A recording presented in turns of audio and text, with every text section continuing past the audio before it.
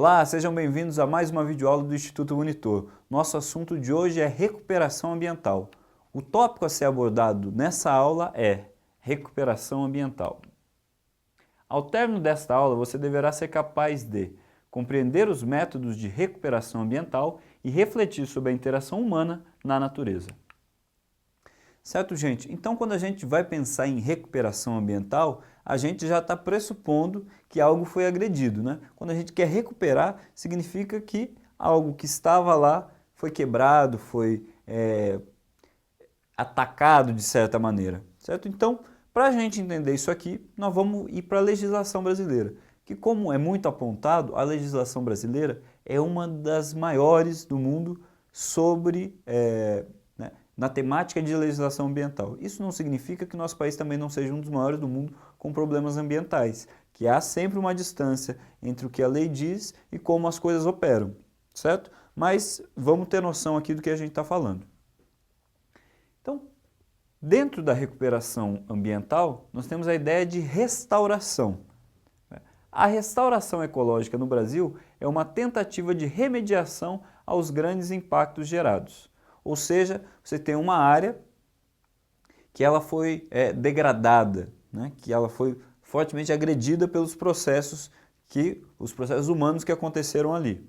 Então, o artigo 225 diz o seguinte: primeiro, para assegurar a efetividade desse direito, incumbe ao poder público preservar e restaurar os processos ecológicos essenciais e prover o manejo ecológico das espécies e ecossistemas. Ou seja, quando a gente diz que a gente precisa preservar e restaurar, primeiro não deixar que as coisas se degringolem, né, que o negócio fique muito bagunçado, né, mas caso tenha acontecido isso, restaurar da maneira correta.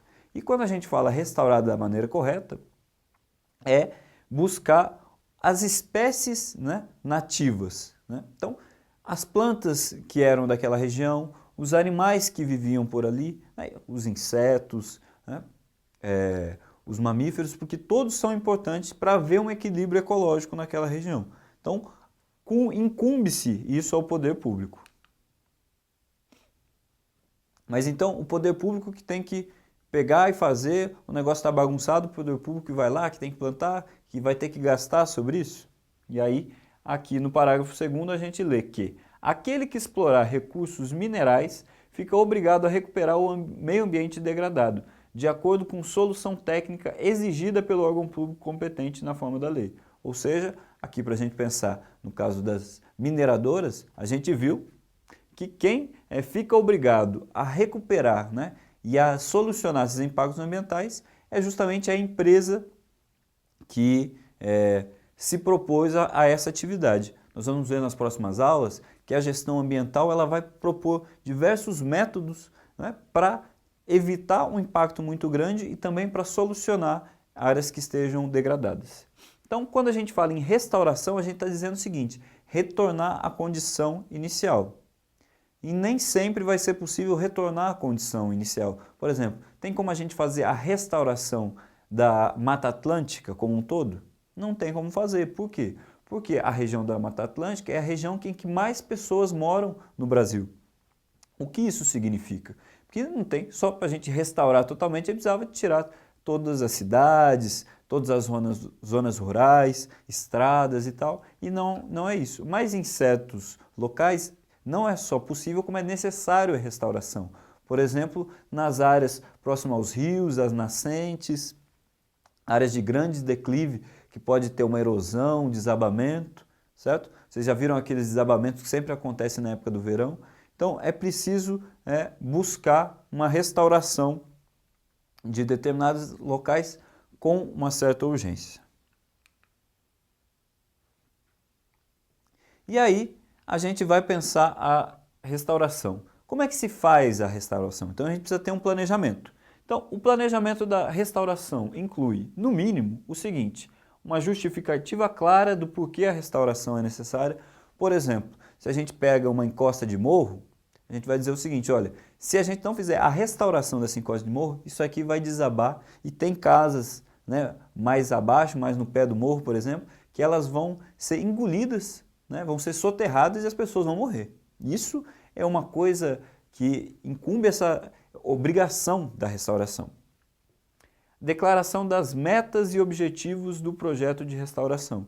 Ou seja, eu tenho que dizer quantas árvores eu quero plantar, né, pegando diversas possibilidades, quantas árvores eu quero plantar, quais animais eu preciso trazer para cá e por que eu preciso disso, né? Quais são os objetivos que estão em jogo. Isso tem que estar claro, né? Porque além de dinheiro, se a gente fizer uma restauração errada, isso pode acarretar um problema. Se a gente traz um animal exótico àquela região, pode promover um desequilíbrio ecológico que seria perverso também.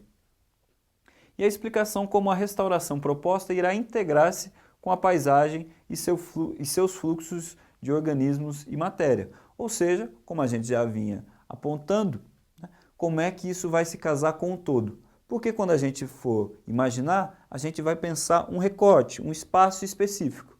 Mas esse espaço específico tem que estar relacionado com o todo. Tanto com o todo paisagístico, digamos assim, como também com a relação dos seres vivos que estão naquela região. Um caso para a gente pensar também é, por exemplo, a região da floresta amazônica, porque o solo da floresta amazônica não é bom para a plantação. Isso parece meio contraditório, né? Porque como é que você tem a maior e mais diversa floresta do mundo e vai dizer que aquele solo não é bom? Ele é bom por conta do ciclo, né? Que você cai essa matéria orgânica das folhas, dos galhos, né? E eles vão formar um adubo que vai propiciar crescer. Mas se você desmata aquilo, ele em si, ele vai, por exemplo, você desmatou para plantar soja, vai render 2, 3, 4 plantações e aí você vai precisar desmatar mais, porque o solo se empobrece rápido.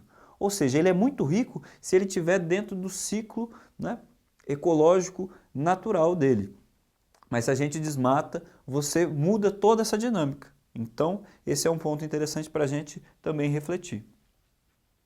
Recuperação ambiental. Então a gente precisa ter planos explícitos, cronogramas e orçamentos para a preparação da área, atividades de instalação e pós-instalação, incluindo uma estratégia para correções imediatas no decorrer do projeto. Então, é essa ideia que a gente está apontando. Você tem que estar tudo delimitado. Olha, a gente vai fazer isso, aquilo e outra coisa, e depois os impactos que forem causados também nesse projeto, a gente já tem aqui um pós-instalação para resolver essa questão.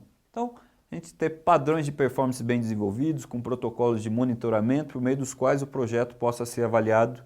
Aí a gente vai ver que esse é um ponto importante, porque a gente tem que planejar, tem que fazer, tem que analisar os resultados, né, desse projeto, se esse fazer, como foi planejado, está sendo ok, então monitorar isso. Se tiver ok, a gente dá continuidade, senão a gente tem que repensar, né? Pensar outra estratégia para aquela localidade. Então, estratégias para proteção e manutenção a longo prazo do ecossistema restaurado. Que é isso? Não adianta nada você investir trabalho humano, esforço humano e dinheiro público, né? Ou dinheiro privado, que seja, mas você está investindo trabalho, tempo humano para restaurar uma área e depois ela se perder, né? Então, esse é um processo contínuo. Quando a gente pensa, então, restauração, não é ir lá, plantei uma árvorezinha aqui, precisa plantar uma árvore, eu planto em qualquer lugar, qualquer árvore, de qualquer jeito, e depois nunca mais vejo. Não, você precisa ter planejamento, né?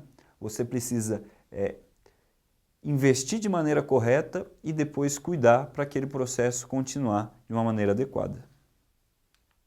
Então, pessoal, quando a gente fala de restauração ambiental ou recuperação ambiental, né, quando a gente quer recuperar determinados ambientes ou quer restaurá-los, a gente tem que levar tudo isso em conta, né? E a gestão ambiental, novamente, ela vai se dispor a isso, a planejar, a executar, a monitorar esse processo e, de uma maneira continuada, melhorar o que precisa ser melhorado, né, e continuar com aquilo que já está bom.